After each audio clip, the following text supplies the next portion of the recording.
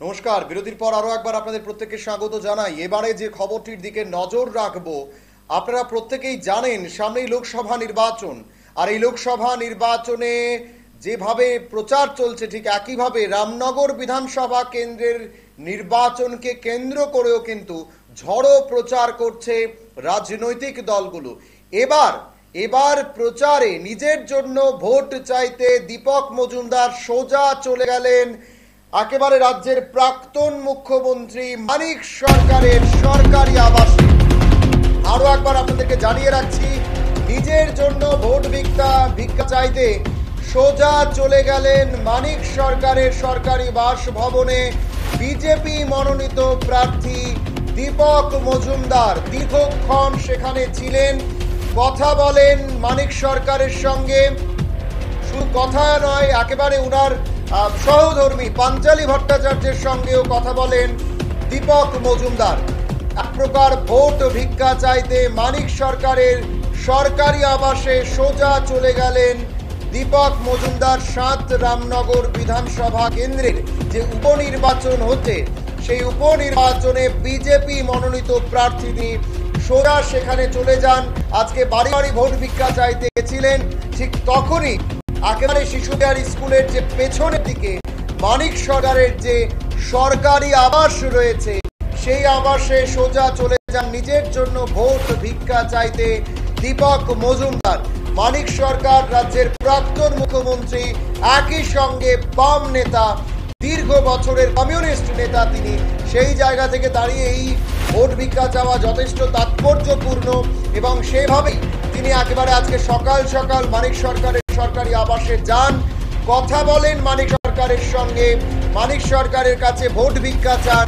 শুধু মানিক সরকারের কাছেই নয়, ভোট ভিক্ষা চাইলেন মানিক সরকারের সহধর্মী, রাজ্যের প্রাক্তন মুখ্যমন্ত্রীর সহধর্মিনী পাঞ্চালী ভট্টাচার্যের সঙ্গেও।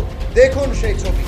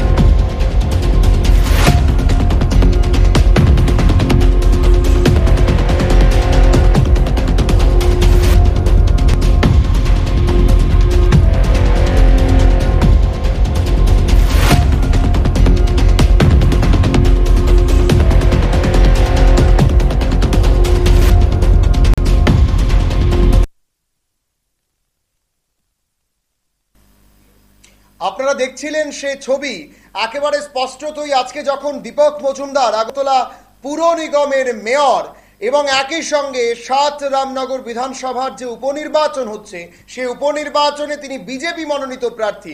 আজকে সকালবেলায় তিনি যখন ভোটের জন্য বাড়ি বাড়ি বেরিয়েছেন, ঠিক তখনই শিশুবিহার স্কুলের ঠিক পেছনটায় মানিক সরকারের যে সরকারি আবাস রয়েছে সে আবাসে চলে যান, মানিক সরকারের সঙ্গে কথা বলেন, মানিক সরকারের কাছে ভোট ভিক্ষা চান, বিজেপির যে ইস্তফা বা লিফলেট রয়েছে সেই পত্র মানিক সরকারের হাতে তুলে দেন।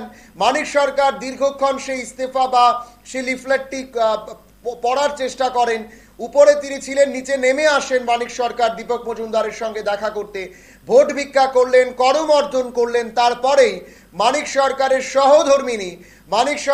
সহধর্মিনী পাঞ্চালী ভট্টাচার্য এগিয়ে আসেন, তাদেরকে শুভেচ্ছা জানান, তাদের মধ্যে কথোপকথন হয়। তারপর ভোট ভিক্ষা চেয়ে সেখান থেকে বেরিয়ে যান দীপক মজুমদার। একেবারেই তাৎপর্যপূর্ণ একটা ছবি আজকে কিন্তু গোটা রাজ্যবাসী এবং রাজনৈতিক মহল সাক্ষী রইল।